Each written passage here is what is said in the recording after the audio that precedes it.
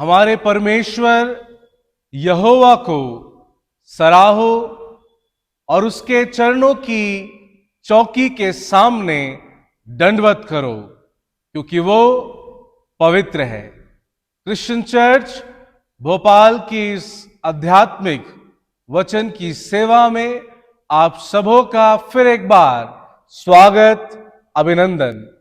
आज पवित्र धर्मशास्त्र का पाठ पढ़ने में हमारी सहायता भाई आशीष जेकब करेंगे। आध्यात्मिक चिंतन के लिए बाइबल में से मैं पढ़ूंगा लूका की इंजील 8वां अध्याय 38-39वां पद।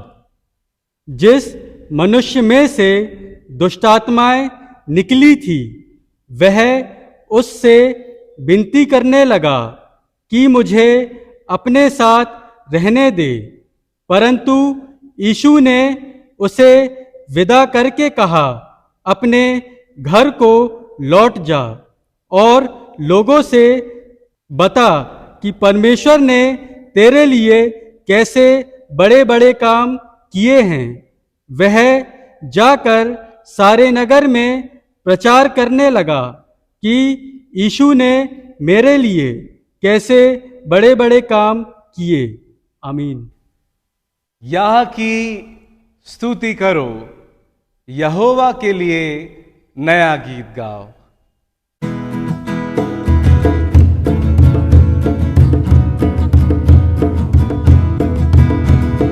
यीशु है सच्चा गड़रिया, उसकी हम भेड़े हैं। हरी चराइयों में हमें चराता है। यीशु है सच्चा गड़रिया, उसकी हम भेड़े हैं। हरी चराइयों में हमें चराता है। हालेलुया आमीन, हालेलुया आमीन, हालेलुया आमीन, हालेलुया आमीन। घाटी पहाड़ियों में ले चलता है, जहां सुखदाई जल के झरने हैं। घाटी पहाड़ियों में ले चलता है, आहा, जहां सुखदाई जल के झरने हैं। ओ हो, यीशु है सच्चा गड़रिया, उसकी हम भेड़े हैं। हरी चराइयों में हमें चराता है। हम जहां भी हैं, बड़ी दुआ के साथ अपने आप को तैयार करें और प्रभु का वचन खुदा के खादिम बिशप डॉक्टर विपिन लाल जी के द्वारा सुने। हम इन सेवाओं के लिए परमेश्वर पिता को धन्यवाद देते हैं। हिंदुस्तान के बहुत से राज्यों से बहुत बार लोग फोन के द्वारा इस बात को हमें बताते और प्रार्थना करने का आग्रह करते, और हर एक के लिए ये सुसमाचार की सेवा एक बड़ी आशीष का कारण बना हुआ है। महत्वपूर्ण ये नहीं है कि हमारी सेवा हम कर रहे हैं इसलिए आशीष लोग पाते हैं, लेकिन महत्वपूर्ण ये है कि जिस सेवा में, जिस जीवन में, जिस स्थान में प्रभु यीशु मसीह दिखाई देता है, वो स्थान, वो जीवन लोगों के लिए आशीष का कारण बनता है।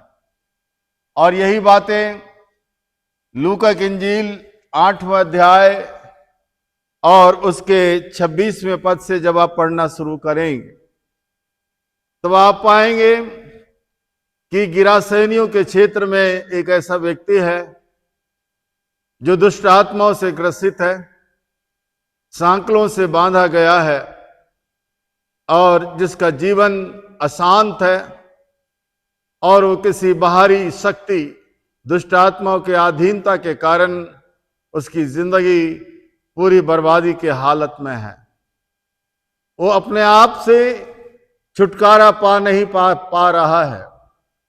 लेकिन ऐसे जीवन के कठिन समय में वचन में लिखा हुआ है कि यीशु उसके पास में गया।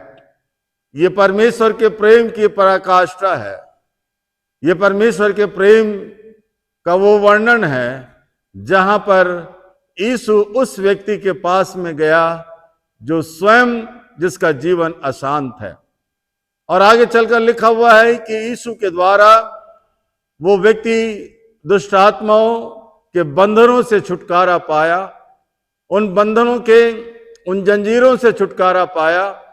और आगे चलकर लिखा हुआ है कि जब वो यीशु के चरणों पर बैठा हुआ था तो लोगों के लिए एक बड़ा आश्चर्यजनक काम लोगों ने देखा कि जो व्यक्ति दुष्ट आत्मा से ग्रसित था वही बड़े शांत स्वभाव में यीशु के चरणों के पास में बैठा हुआ है। ये मेरा विषय नहीं है, लेकिन मैं जिस विषय में के साथ आपसे बात करना चाहता हूं, जो उसके 38वें पद में लिखा हुआ है कि जिस मनुष्य में दुष्ट आत्मा निकली थी वह यीशु से विनती करने लगा कि मुझे अपने पास रहने दे।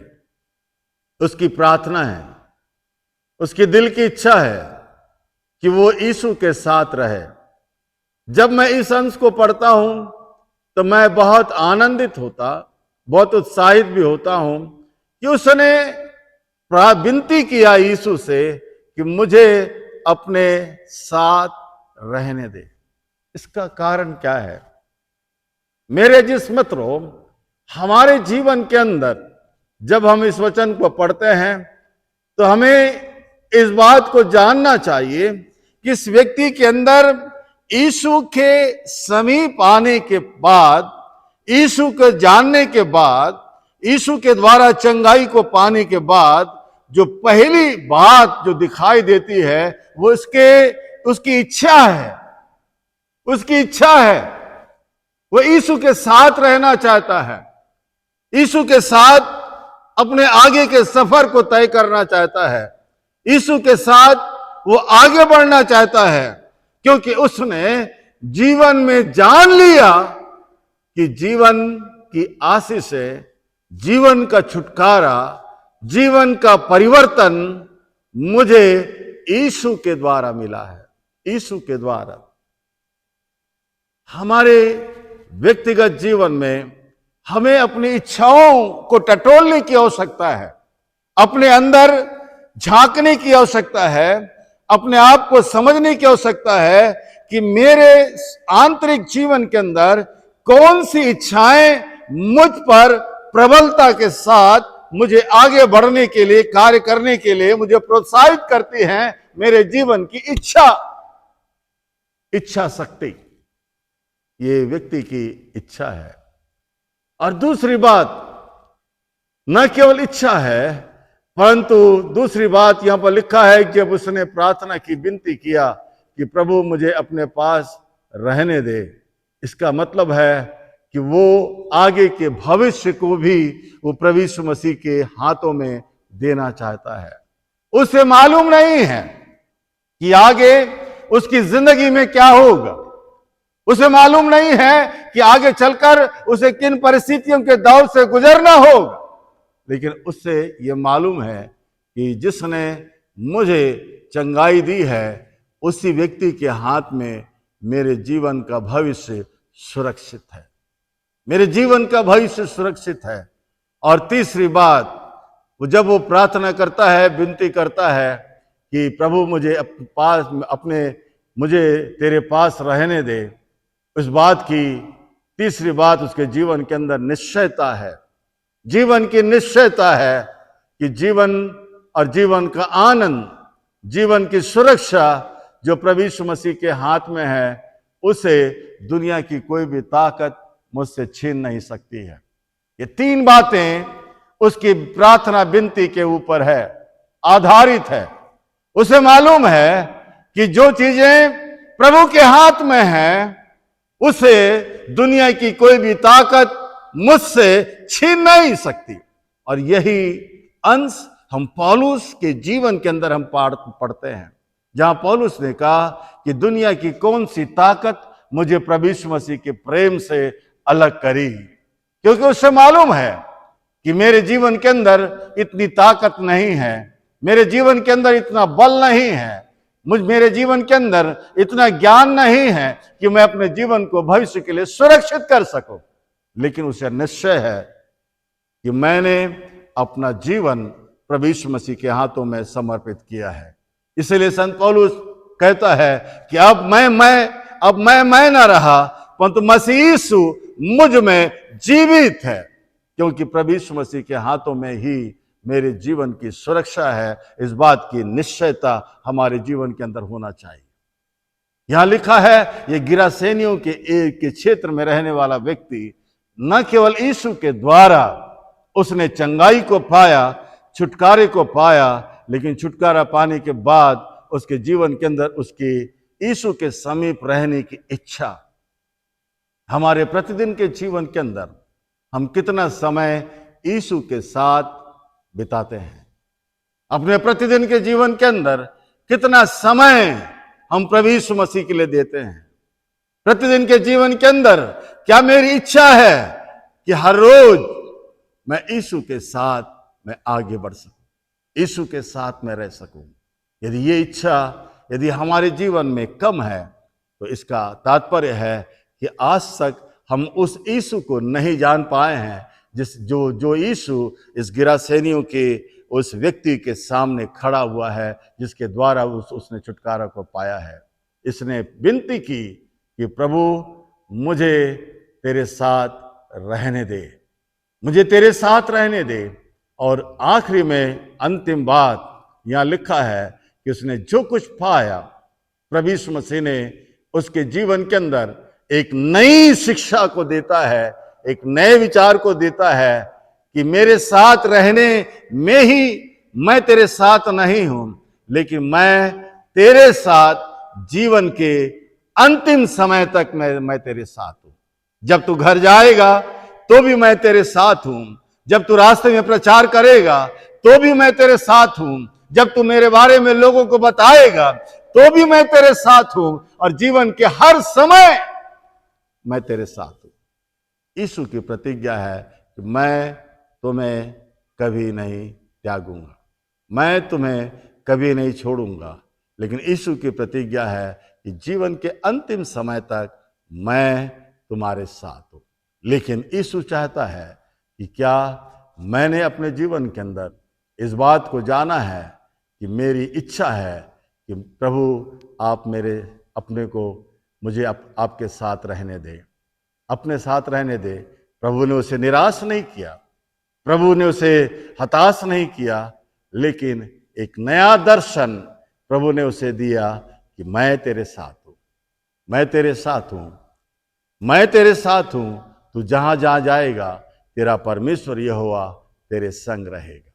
आइए हम प्रार्थना करें, और हमारे दिल की प्रार्थना हो कि प्रभु जी हर रोज मुझ पर अनुग्रह करें, ताकि मैं आपके साथ समय बिता सकूं। हमारे जीवित अनुग्रहकारी प्रभु अनुग्रह कर, ताकि हम जीवन के इस बड़े रहस्य को समझ सके, जान सके कि तेरे हाथों में ही हमारे जीवन की न केवल सुरक्षा है, लेकिन जीवन में हमें इस बात का निश्चय हमेशा प्रदान करें, ताकि हम हमेशा आपकी उपस्थिति को महसूस कर सकें। हमें से हर एक की सहायता करें। इस प्रार्थना को प्रभु यीशु के नाम से मांग, आमीन। परमेश्वर पिता, पुत्र और पवित्र आत्मा हमारी सहायता करे, ताकि जीवन के हर एक परिस्थितियों में हम प्रभु यीशु मसीह की उपस्थिति को महसूस कर सकें। आमीन।